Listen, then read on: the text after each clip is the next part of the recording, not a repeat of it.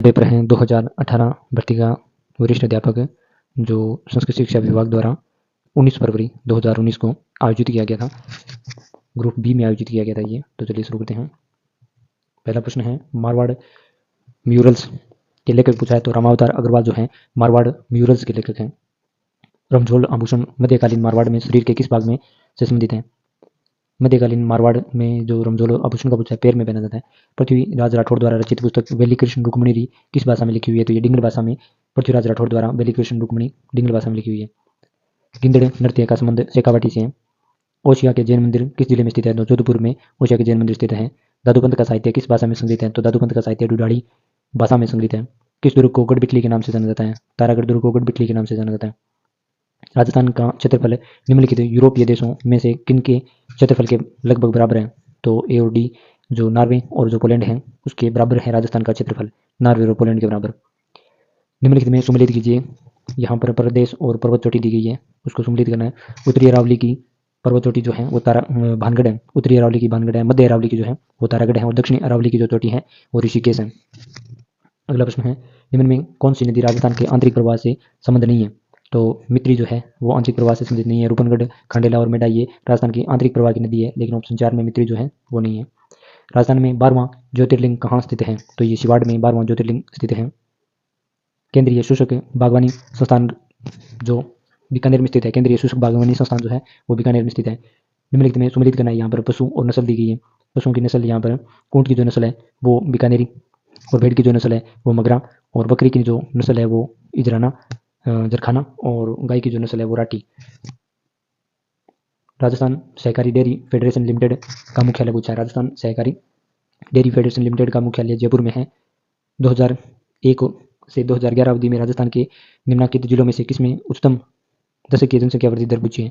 तो बाड़मेर में उच्चतम दशकीय जनसंख्या वृद्धि दर रही 2001 से 2011 की अवधि के दौरान बाड़मेर में उच्चतम दशकीय जनसंख्या वृद्धि दर।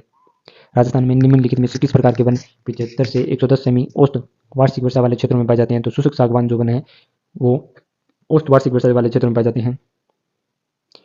सुमिलित नहीं है, सुमिलित नहीं है। तो सुमिलित यहाँ पर ऑप्शन 3 में ग्लास जो है वो ग्लास उद्योग वाला सुमिलित नहीं है, लेकिन सीमेंट उद्योग मोडक में, उर्वरक उद्योग डिपान में और तांबा खेतरी में ये उद्योग यहाँ पर सुमिलित है। पृथ्वी पर भूमि सतह की औसत ऊंचाई कितनी है? पृथ्वी पर भूमि सतह की औसत ऊंचाई कितनी है? तो 840 मीटर जो है पृथ्वी पर भूमि सतह की औसत ऊंचाई है 840 मीटर। निम्नलिखित महासागरों में से कौन सा एक संभवतया पेंथालासा का अवशिष्ट भाग है? तो प्रशांत महासागर जो है वो पेंथालासा का अवशिष्ट भाग माना जाता है, प्रशांत महासागर।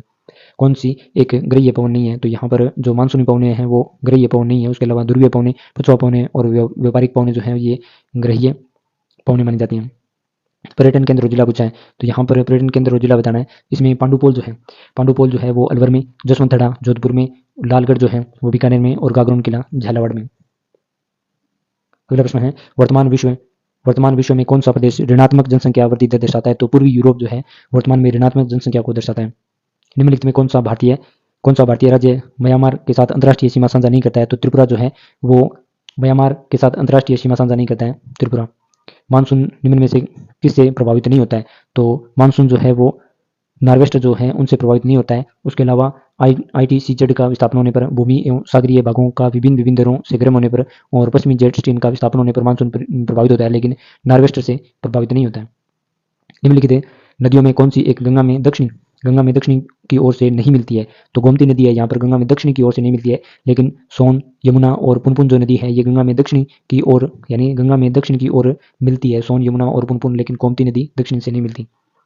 निम्नलिखित में कौन सी एक गैस है ओजोन क्षण के लिए प्रत्यक्ष उत्तरदायी नहीं है? यानी ओजोन के क्षण के लिए उत्तरदायी नहीं है। तो कार्बन डाइऑक्साइड जो है ये ओजोन क्षण के लिए प्रत्यक्ष उत्तरदायी नहीं होती है, लेकिन क्लोरोफ्लोरोकार्बन जो है, नाइट्रेट ऑक्साइड जो है, हाइड्रोकार्बन जो है ये उत्तरदायी होते हैं, लेकिन कार्बन डाइऑक्साइड प्रत्यक्ष उत्तरदायी नहीं होती है। अगला प्रश्न है, निम्नलिखित में कौन से भारतीय राज्य की ना तो तटरेखा है और ना ही अंतर्राष्ट्रीय सीमा है? जो तेलंगाना जो है वो ना तो राज्य की तटरेखा है और ना अंतर्राष्ट्रीय सीमा है। पंजाब, असम, हिमाचल प्रदेश, ये पंजाब है, असम और हिमाचल प्रदेश है, लेकिन तेलंगाना है ना तो राज्य की सीमा है ना तटीय सीमा है। किस संविधान संशोधन अधिनियम ने राजस्थान में राज प्रमुख संस्था का लोप किया। तो 7वां संविधान संशोधन जब किया गया था तो राजस्थान में राज प्रमुख संस्था का लोप कर दिया गया था 7वां संविधान संशोधन के द्वारा। मुख्यमंत्री की नियुक्ति भारत के संविधान के किस अनुच्छेद के अंतर्गत होती है? मुख्यमंत्री की नियुक्ति अनुच्छेद 164 के तहत की जाती है। निम्नलिखित में सुमेलित कीजिए। यहाँ पर सुमेलित करना है क्रांति और संबंध क्षेत्र बताना है। तो हरित क्रांति का जो संबंध है वो मछली नहीं, हरित क्रांति का जो संबंध है वो कृषि से संबंधित है, और पीत क्रांति का जो संबंध है वो तिलहन से संबंधित है, और श्वेत क्रांति का जो संबंध है वो दूध उत्पादन से संबंधित है, और नीली क्रांति का जो संबंध है ये मछली पालन से संबंधित है। हरित क्रांति कृषि से, पीत क्रांति तिलहन से, श्वेत क्रांति दूध से, और नीली क्रांति मछली पालन से। राजस्थान के मुख्य सचिव यहाँ सुमेलित नहीं है। ऑप्शन 3 में मीठालाल मेहता और अवधि जो यहाँ पर दी गई है वो सुमेलित नहीं है, लेकिन मुख्य सचिव की बात करें गोपाल कृष्ण बड़ौत जो है ये 1977 में यानी 28 नवंबर 1977 से 29 दिसंबर 1980 तक ये अवधि के दौरान मुख्य सचिव रहे थे। विपिन बिहारी लाल जो माथुर है ये 10 मार्च 1986 से 31 जनवरी 1992 तक ये मुख्य सचिव रहे थे। आर के नायर जो हैं 26 दिसंबर 2002 से 28 फरवरी 2005 के मध्य ये मुख्य सचिव रहे थे, लेकिन मीठा लाल मेहता का सुमेलित नहीं है। राजस्थान राज्य सचिवालय, राजस्थान राज्य सचिवालय के निम्नलिखित पदाधिकारियों पर विचार करना है। यहाँ अवरोही क्रम में इनको दर्शाना है। यहाँ अवरोही क्रम में यदि देखें राज्य सचिवालय में तो सबसे पहले मुख्य सचिव, उसके बाद शासन सचिव, उसके बाद अवरोही क्रम में, अवरोही यानी घटते हुए क्रम में मुख्य सचिव, मुख्य सचिव के बाद शासन सचिव, शासन सचिव के बाद यहाँ अतिरिक्त सचिव, और फिर उसके बाद उप सचिव आते हैं अवरोही क्रम में। राजस्थान लोक सेवा आयोग यानी आरपीसी के सदस्यों की संख्या और सेवा शर्तों का अवधारणा कौन करता है? तो राज्यपाल सदस्यों की संख्या और सेवा शर्तों का अवधारण करता है। राज्यपाल अपने स्वविवेकी कृत्यों को छोड़कर अपने कृत्यों का निर्वहन खालिस्तान की सहायता और सलाह से करेगा। तो मुख्यमंत्री व मंत्रिपरिषद की सलाह से राज्यपाल स्वविवेकी कृत्यों को छोड़कर कृत्यों का निर्वहन करता है। ये मुख्यमंत्री व मंत्रिपरिषद की सलाह से करता है। 2 अक्टूबर 1959 को नागौर में राजस्थान के पंचायती राज का औपचारिक उद्घाटन किसने किया था? जवाहरलाल नेहरू के द्वारा ये जो नागौर में 2 अक्टूबर 1949 को पंचायती राज का उद्घाटन किया गया औपचारिक। राजस्थान पंचायती राज अधिनियम 1994 के अनुसार जिला स्थापन समिति का अध्यक्ष कौन होता है? तो यहाँ जिला प्रमुख जो है वो जिला स्थापन समिति का अध्यक्ष होता है। सरपंच और उप सरपंच की अनुपस्थिति में ग्राम सभा की बैठक की अध्यक्षता कौन करेगा? तो सरपंच और उप सरपंच की अनुपस्थिति में ग्राम सभा की बैठक की अध्यक्षता जो है वो कोई भी उपस्थित सदस्य जिसे ग्राम सभा के सदस्यों द्वारा एक प्रायोजन हेतु चुना गया है वो सरपंच और उप सरपंच की अनुपस्थिति में बैठक की अध्यक्षता करेगा। अगला प्रश्न है भारत सरकार अधिनियम 1919 के संदर्भ में निम्नलिखित कथनों में से कौन एक असत्य है? तो विधानसभा का कार्यकाल 5 वर्ष निश्चित किया गया। ये 1919 अधिनियम जो था भारत सरकार का उसके बारे में असत्य है। लेकिन सत्य कथनों को देखें तो पहले में द्विसदनात्मक विधानमंडल आरंभ किया गया 1919 अधिनियम के तहत द्विसदनात्मक विधानमंडल, और उच्च सदन को राज्य परिषद कहा गया और निम्न सदन को विधानसभा कहा गया 1919 अधिनियम में। राजस्थान राज्य मानवाधिकार आयोग का गठन जो है वो 1999 में किया गया। राज्य मानवाधिकार आयोग का गठन 1999। किस अवसर पर गांधी ने यह घोषणा की कि भारत में ब्रिटिश राज इस महान देश में नैतिक, भौतिक और सांस्कृतिक और आध्यात्मिक विनाश लेकर आया है? मैं इस शासन को अभिशाप मानता हूँ। मैं शासन की इस अवस्था को छिन्न भिन्न करने आया हूँ। राजस्थान राजद्रोह मेरा धर्म हो गया है। ये गांधी जी ने कहा था 6 अप्रैल 1930 को दांडी में ये कहा था। भारत के संविधान में निम्नलिखित अनुच्छेदों में से किसको डॉक्टर भीमराव अम्बेडकर ने संविधान की आत्मा कहा था? तो अनुच्छेद 32 को अम्बेडकर ने संविधान की आत्मा कहा था। संवैधानिक प्रावधान, संवैधानिक प्रावधान जो है, संवैधानिक प्रावधान ये स्रोत इनमें से सही नहीं है बताना है, सम्मिलित नहीं है। तो मौलिक अधिकार जो है, मौलिक अधिकार संयुक्त राज्य अमेरिका से लिए गए, संसदीय लोकतंत्र जो है ब्रिटेन से लिए गए, नीति निर्देशक तत्व आयरलैंड से लिए गए, लेकिन आपात प्रबंध जो है वो रूस से नहीं लिए गए। भारत सरकार अधिनियम 1935 के संदर्भ में असत्य कथन बताना है। तो 1935 के अधिनियम में प्रांतीय सूची में 36% ये गलत दिया गया है। उसके अलावा अधिनियम में अनुसूची 7 में तीन सूचियां थी जो केंद्र और प्रांतों के मध्य शक्ति विभाजन को दर्शाती है। केंद्र सूची में 59 विषय थे और अवशिष्ट शक्तियां गवर्नर जनरल में अंतर्निहित की गई। भारत के संविधान में उल्लेखित मौलिक कर्तव्यों के संबंध में निम्नलिखित कथनों में कौन सा सही नहीं है? तो यहाँ पर मौलिक कर्तव्यों के बारे में सही नहीं है। तो ऑप्शन 4 में भारत के नागरिकों के लिए मौलिक कर्तव्यों का उल्लेख संविधान के भाग 4 में किया गया, ये सत्य नहीं है। उसके अलावा जो मौलिक कर्तव्यों के बारे में भारत के संविधान में मौलिक कर्तव्यों का समावेश 42वें संविधान संशोधन अधिनियम द्वारा किया गया। भारत के संविधान में मौलिक कर्तव्यों का उल्लेख अनुच्छेद 51 क में किया गया। भारत के नागरिक का यह कर्तव्य है कि वह वैज्ञानिक दृष्टिकोण, मानववाद एवं ज्ञानार्जन तथा सुधार की भावना का विकास करेगा। मूल अधिकार और अनुच्छेद के बारे में बताना है। तो मूल अधिकार अनुच्छेद को सम्मिलित करना है। तो यहाँ पर कारखानों में बालकों के नियोजन पर प्रतिषेध कौन से अनुच्छेद में किया गया? तो अनुच्छेद 24 में कारखानों में बालकों का निषेध किया गया। अंतकरण की स्वतंत्रता जो है वो अनुच्छेद 25 में अंतकरण की स्वतंत्रता, बलात् श्रम का प्रतिषेध जो है वो अनुच्छेद 23 में बलात्कार श्रम का प्रतिषेध किया गया। अल्पसंख्यकों के हितों की सुरक्षा के लिए अनुच्छेद 29 जो है वो अल्पसंख्यकों की हितों की सुरक्षा करता है, अनुच्छेद 29। अगला प्रश्न है, निम्नलिखित में कौन सा कथन भारत के राष्ट्रपति के संदर्भ में सही नहीं है? राष्ट्रपति के संदर्भ में ऑप्शन ए जो है वो सही नहीं है, वह संसद के किसी भी सदन को विघटित कर सकता है, ये राष्ट्रपति के संदर्भ में सही नहीं है। उसके अलावा वह दोनों सदनों में अभिभाषण और संदेश भेजने का अधिकार रखता है, वह दोनों सदनों का या किसी सदन का सत्रावसान कर सकता है, वह अनुच्छेद 108 के अधीन कुछ दशाओं में दोनों सदनों की संयुक्त बैठक बुला सकता है, ये सभी सत्य हैं। अगला प्रश्न है, निम्नलिखित कथनों पर विचार करना है, तो इसमें जो 2 और 3 जो कथन है, प्रधानमंत्री की सलाह पर अन्य मंत्रियों की नियुक्ति राष्ट्रपति करता है, सही है। प्रधानमंत्री राष्ट्रपति के प्रसाद पर्यंत अपना पद धारण करता है। निम्नलिखित राज्य नीति के निर्देशक सिद्धांतों में से कौन सा भारत के संविधान में मूलतः सम्मिलित नहीं था? तो ये उद्योगों के प्रबंधन में कर्मकारों की सहभागिता जो है ये मूलतः संविधान में नहीं था। निम्नलिखित राजनीतिक दलों में कौन सा वर्तमान में मान्यता प्राप्त राष्ट्रीय राजनीतिक दल नहीं है? तो समाजवादी पार्टी जो है ये वर्तमान में मान्यता प्राप्त राष्ट्रीय राजनीतिक दल नहीं है। उसके अलावा भारतीय राष्ट्रीय कांग्रेस, भारतीय जनता पार्टी, बहुजन समाज पार्टी।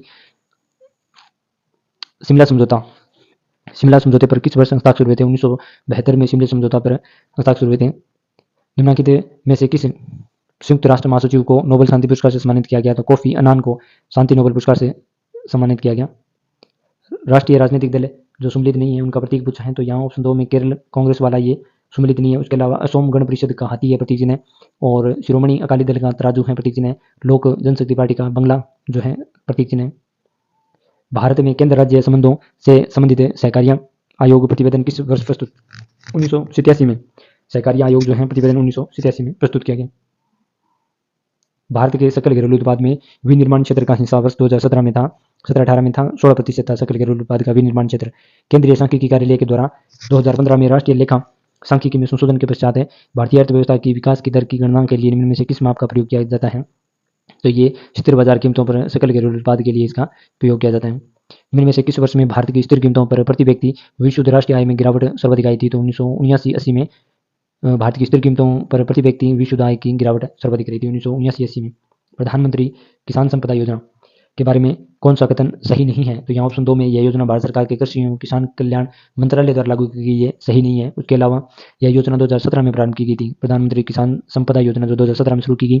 उसके अलावा 2016 से 2020 की अवधि के लिए इस योजना में 6,000 करोड़ आवंटित किए गए। इस योजना के अंतर्गत खेत से खुदरा बिक्री केंद्रों तक दक्ष आपूर्ति श्रृंखला प्रबंधन के साथ आधुनिक अवरचना का सृजन होगा। अगला प्रश्न है, भारतीय वायुसेना ने राजस्थान में जहां युद्धाभ्यास वायु शक्ति 2019 से करना तय किया वो पोखरण में ये वायु शक्ति 2019 से युद्धाभ्यास है। वर्ष 2018 में भारत के सर्वश्रेष्ठ 10 पुलिस स्टेशनों में राजस्थान के 2 पुलिस स्टेशनों को पहला और 7वां स्थान मिला। पहला स्थान पाने वाला police station Kalu police station Bikaner वाला। निम्न में लिखित में किसका दिसंबर 2018 में राजस्थान क्रिकेट संघ के अध्यक्ष के रूप में चयन किया गया? राजस्थान क्रिकेट संघ के अध्यक्ष का पूछा है तो सीपी जोशी थे उसमें। निम्न में से कौन सा कथन महात्मा गांधी राष्ट्रीय ग्रामीण रोजगार गारंटी स्कीम के बारे में सही नहीं है? तो महात्मा गांधी राष्ट्रीय ग्रामीण रोजगार गारंटी स्कीम के बारे में ये पहला कथन जो है राष्ट्रीय ग्रामीण रोजगार गारंटी अधिनियम 2 अक्टूबर 2006 को लागू हुई, ये सही नहीं है। उसके अलावा इसका मुख्य उद्देश्य प्रत्येक ग्रामीण परिवार के कम से कम एक सदस्य को वर्ष में 100 दिन सुनिश्चित रोजगार दिया जाना यदि वह व्यक्ति अकुशल शारीरिक श्रम करने का इच्छुक हो। 2 अक्टूबर 2009 को राष्ट्रीय ग्रामीण रोजगार गारंटी स्कीम का नाम बदलकर महात्मा गांधी राष्ट्रीय ग्रामीण रोजगार गारंटी स्कीम कर दिया गया था। इस स्कीम से लाभान्वित होने वालों में कम से कम 33% महिलाएं होनी चाहिए।